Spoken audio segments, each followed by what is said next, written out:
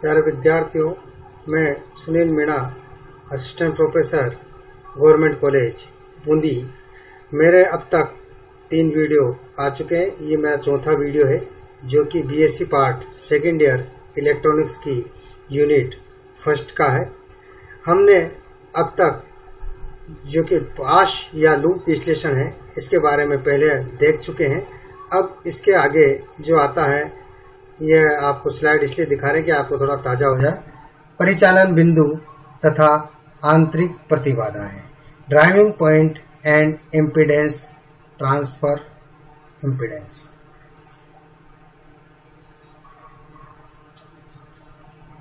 In every 4 terminal networks, one pair of terminal act as a input port and the other pair act as a output port. सभी चतुर terminal जाल के अंदर एक pair जो होता है वह इनपुट पोर्ट का होता है और एक पेयर जो होता है वह आउटपुट पोर्ट का होता है, जैसे कि ये इस डायग्राम में दिखाया गया है। चतुर टर्मिनल, ये जो पोर्ट होगा वो आपका इनपुट होगा और ये जो पोर्ट होगा वो आपका आउटपुट पोर्ट होगा। डायग्राम को आप देखिए और इस चीज को देखिए कि जो इनपुट टर्मिनल है तो वह आर कनेक्टेड अ जनरेटर और सोर्स। ये इनपुट टर्मिनल है, किसी जनरेटर या सोर्स से जुड़ा हुआ है। एंड आउटपुट टर्मिनल है वो कनेक्टेड अ लोड, ये ZL एक लोड है, इससे कनेक्टेड है। तो ये जो सर्किट है वह 4 क्वांटिटीज द्वारा दर्शाया गया है। 1 2 इनको अपन देखेंगे। ये 4 क्वांटिटीज द्वारा दर्शाया गया है, चतुर टर्मिनल जाल है। इसमें E1 और I1 एंड E2 और I2। यहां पर E1 है वह वोल्टेज है जो कि इनपुट टर्मिनल पर अप्लाई किया गया है एंड I1 है वह इनपुट करंट है। इसी प्रकार E2 is the voltage across the output terminal. Output terminal पर जो वोल्टेज है वह E2 है और I2 जो है वह आउटपुट पे करंट है, जैसा कि अपन ने डायग्राम में दिखाया गया है। तो the ratio of input voltage E1 and input current I1 when all other energy source of the circuit are removed and replaced by their internal impedance is called driving point impedance और input impedance ZN। मतलब input voltage और input current का अनुपात, जबकि जो energy स्रोत है input में उसको रिप्लेस कर दिया जाए उसके इंटरनल इम्पीडेंस से, तो जो उत्पन्न होगी वह कहलाएगी आपकी आंतरिक परिचालन प्रतिबाधा Zin। और Zin और इस सर्किट के अंदर Zin का जो इनवर्स होगा, inverse of the input impedance is called driving point admittance. मतलब आंतरिक प्रवेश्यता कहलाएगी, जो कि इम्पीडेंस का व्युत्क्रम होता है। That is this Zin equal to E1 upon I1 और इसका जो व्युत्क्रम है वो I1 अपॉन E1 हो जाएगा। ये है आपकी आंतरिक प्रवेश्यता, ये है आपकी आंतरिक प्रतिबाधा। Clear? When all other EMF voltage source assume to be, अपन ने 0 मान दिया। Hence Zin is the impedance of circuit as expressed by the generator E1 at the input terminal. Zin क्या है? जनरेटर इनपुट टर्मिनल में generator द्वारा उत्पन्न विद्युत वाहक बल से उत्पन्न प्रतिबाधा है। If the network has many loops, then in a particular mesh, जैसे jth mesh, the ratio of applied generator voltage in the mesh and the current provided by it will be input impedance for the generator. So by connecting a generator or source in a particular mesh of the current, nth current flowing in other mesh, also by applying voltage EJ and jth mass and assume all other sources voltage as if the current in the k mass. जब किसी j मास की जो voltage है और उसका ratio upon k मास जो दूसरा loop है, उसका करंट, इन दोनों का जो अनुपात होगा वह कहलाता है आपका ट्रांसफर इम्पीडेंस, आंतरिक प्रतिबाधा। मतलब E1 और दूसरा होगा I2, दूसरे वाले पास का, वो कहलाएगा आपका आंतरिक प्रतिबाधा। Z, इसको अपन देखेंगे ZT ZK for the J and K message, J और K लूप के लिए। तो ZT आपका क्या होगा, जो फिगर में दिखाया गया है ZT JK, इस फिगर में अपन देखेंगे तो ZT 12 तो E1 इसकी तो अपन को वोल्टेज लेना है और इस वाले पास का करंट लेना है। ये आपकी कहलाएगी आंतरिक प्रतिबाधा ZT12। When the circuit is formed by electrical impedance, जब सर्किट है वो द्विपार्श्विक प्रतिबाधाओं का हो, तो द प्रिंसिपल ऑफ रेसिप्रोसिटी, व्युत्क्रमता सिद्धांत के अनुसार द ट्रांसफर इम्पीडेंस होगा ZT JK that is equal to ZT KJ, क्योंकि ये व्युत्क्रम है, ये ट्रांसफर हो जाएगा, तो ये आ जाएगा आपके पास ZT JK आंतरिक प्रतिबाधा between J and K message is equal to the transfer impedance ZT JK between K and J। ये इसको इस फॉर्म में लिखेंगे अपन, ZT JK that is equal to ZT KJ। The inverse of transfer impedance, आंतरिक प्रतिबाधा का जो व्युत्क्रम है वो कहलाता है ट्रांसफर एडमिटेंस, आंतरिक प्रवेश्यता। For any complicated network, the mesh equations can be written as E equal to Zi. Z is the impedance matrix for the mesh network. जो भी नेटवर्क है उसके लिए impedance matrix है। तो Z equal to Z11, Z12, Z13, Z21, Z22, Z23, Z31, Z32, Z33.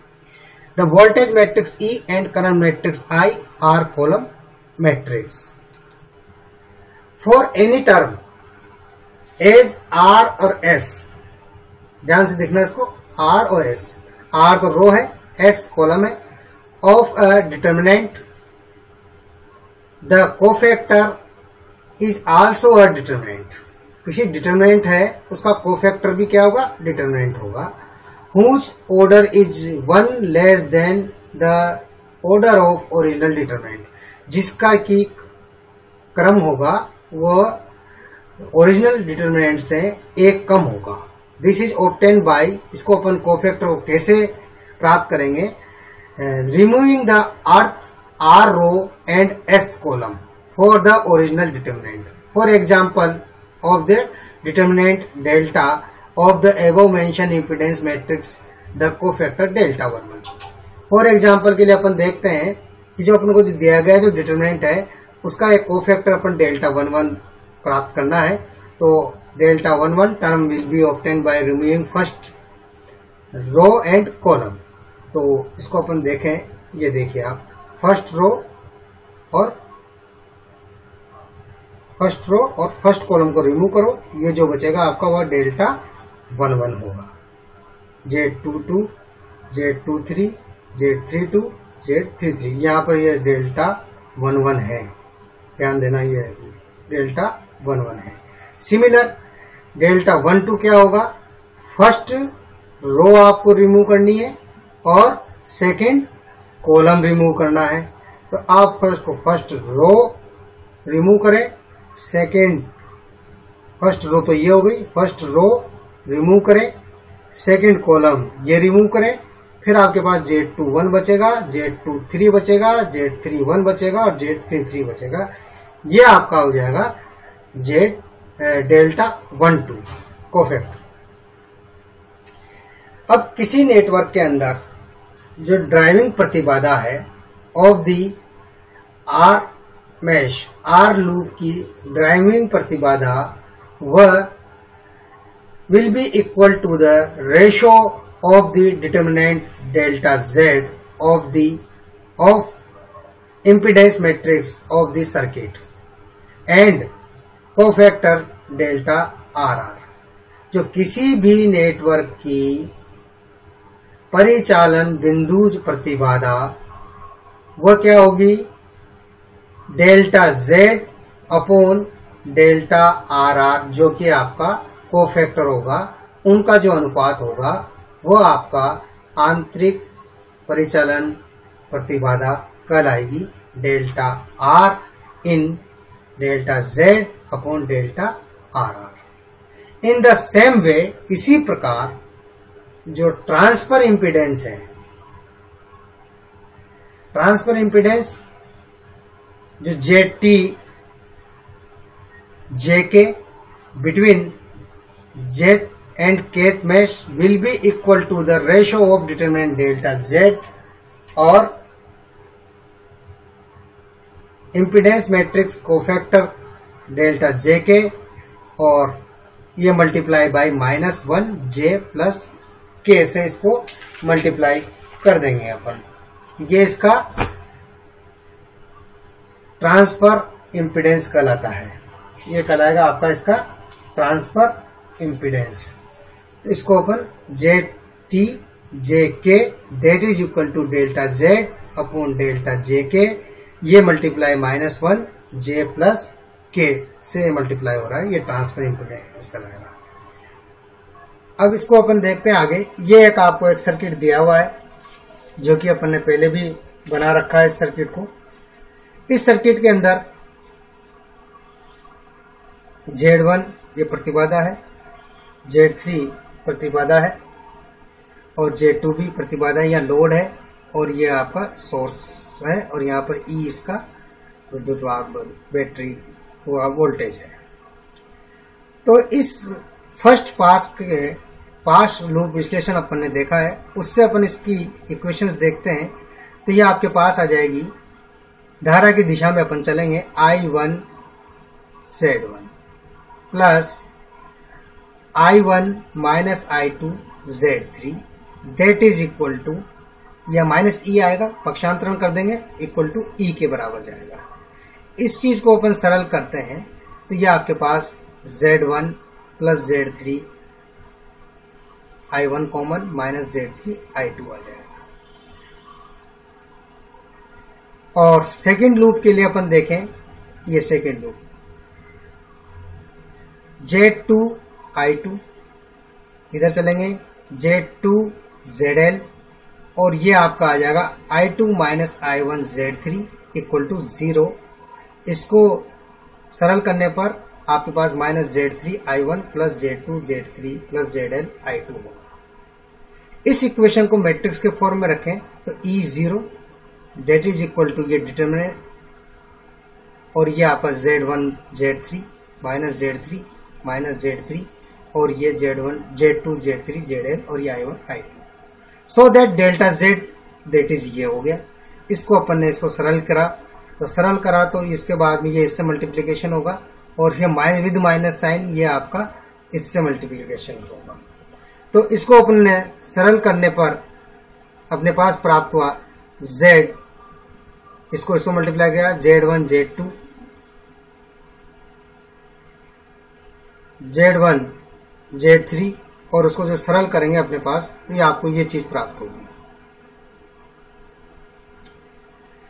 The input of the driving point impedance in the first mesh, पहले loop के अंदर जो परिचालन प्रतिबाधा अपन को ज्ञात करनी है पहले के लिए, तो Z1 Zin, जैसे अब ये फॉर्मूला काम आएगा, Z1 Zin that is equal to delta जो भी Z है और डेल्टा 1 1 जैसे 1 की बात कर रहे हैं, आर की जगह 1 है तो वहां 1 1 आ जाएगा। ये देखें अपन delta 1 in equal to delta Z delta 1 1।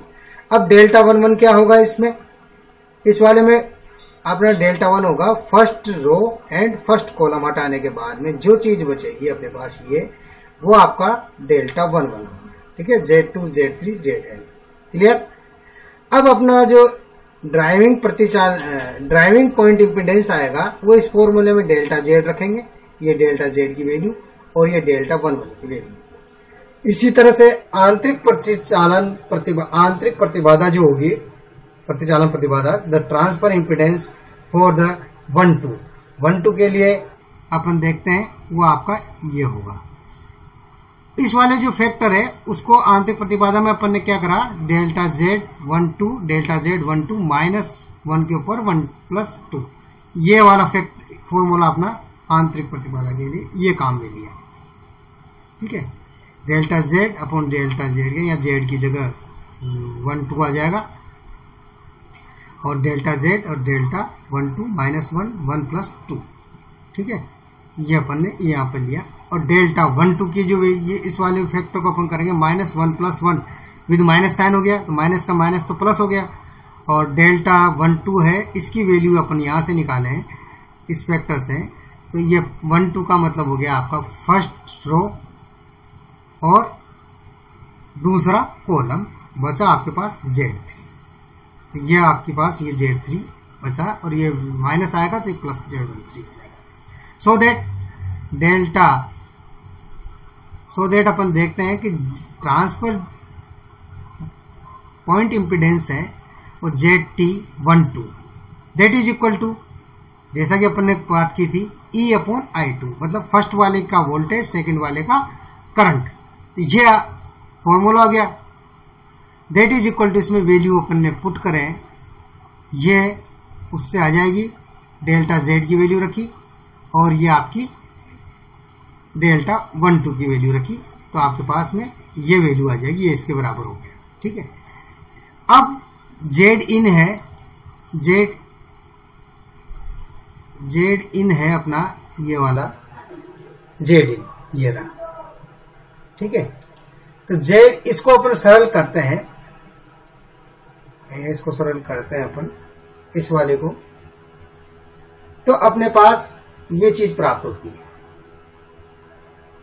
Z1 plus Z3 common Z2 ZL और Z2 प्लस Z3 ZL, ये चीज अपन को इसको सरल करने पे प्राप्त होती है। और ये वाला फैक्टर आपका हो गया डेल्टा Z और ये आपका डेल्टा 1 1 हो गया, ये Z इन की वैल्यू अपने पास आ जाती है। अब इसी प्रकार से अपन को I2 निकालना है, तो I2 के लिए अपन देखें, I2 क्या होगा, E अपॉन Z इन, E अपॉन Z इन, इसकी वैल्यू अपन यहां पर I2 की निकालने के लिए अपन देखते हैं, यहां से इस इक्वेशन से I2 अपने पास आएगा Z3, ये इधर आ गया, Z3 upon Z2 Z3 ZL और I1 ऊपर आ जाएगा।